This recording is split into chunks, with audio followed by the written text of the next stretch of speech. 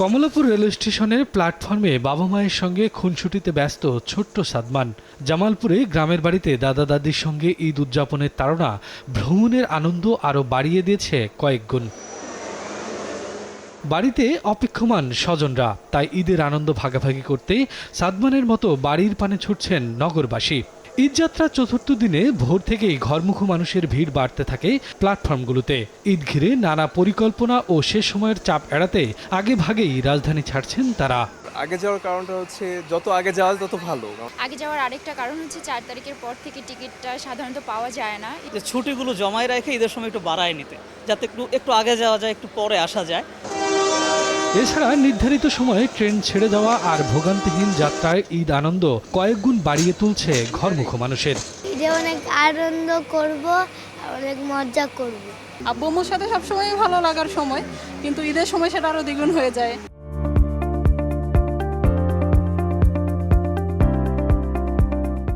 পরিকল্পনা আছে এই কয়েকদিন একটু ফ্যামিলির সাথে সময়টা কাটাবো ভালোভাবে। স্টেশন ম্যানেজার জানান, দুই একটি ট্রেন কিছুটা বিলম্ব ছাড়লেও এখন পর্যন্ত বড় কোনো শিডিউল বিপর্যয় নেই। আর যতই যাত্রী চাপ হোক, এবছর কোনোভাবেই ছাদে চড়ার সুযোগ নেই। যে ট্রেনটা স্টেশন থেকে ছেড়ে যাবে, বড় বড় জংশন স্টেশন এবং কমলাপুর তো বটেই, এছাড়াও বড় বড় স্টেশনগুলোতে এই বিশেষ টিম কাজ করবে। পূর্ব থেকেই তারা প্রস্তুত থাকবে যেন কোনো যাত্রী ছাদে উঠতে না পারে।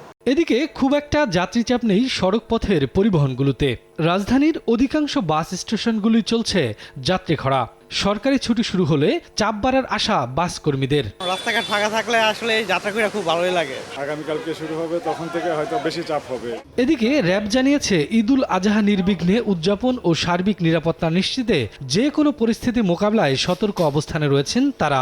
ঢাকা সহ সারা দেশে ঈদের ছুটিতে যাওয়া মানুষের বাসস্থান, কর্মস্থল ও শপিং মল সহ অন্যান্য স্থানে চুরি এবং ডাকাতি প্রতিরোধে র্যাবের নজরদারি ও টহল বৃদ্ধি করা হয়েছে। অতিরিক্ত ভাড়া আদায় এবং যাত্রী হয়রানির অভিযোগ পেলে ব্যবস্থা নেওয়া হবে বলে জানিয়েছেন স্বরাষ্ট্র উপদেষ্টা। সবাই এগ্রি করছে যে আমরা কোনো অবস্থায় সরকার কর্তৃক নির্ধারিত ভাড়ার বেশি নিব না। অনেক সময় যাত্রী ছদ্মবেশে ডাকাত এরা কিন্তু বাসে উঠে পড়ে, এই জন্য সবারই ছবি নেওয়া হবে। ভোগান্তিহীন ঈদযাত্রা, হয়রানি রোধ আর বাড়তি ভাড়ার বিষয়ে নজরদারিতে রয়েছে আইন শৃঙ্খলা বাহিনী। শফিকুজ্জামান রুবেল, সময় সংবাদ, ঢাকা।